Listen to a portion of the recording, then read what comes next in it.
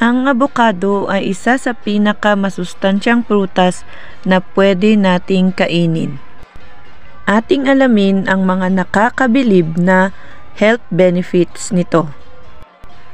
Ito ay naglalaman ng maraming bitamina at mineral na kailangan ng ating katawan, kagaya ng potassium, ang vitamin C, vitamin E, vitamin K, vitamin B6, folate, magnesium, copper, at marami pang iba. Mabuti din ito para sa puso.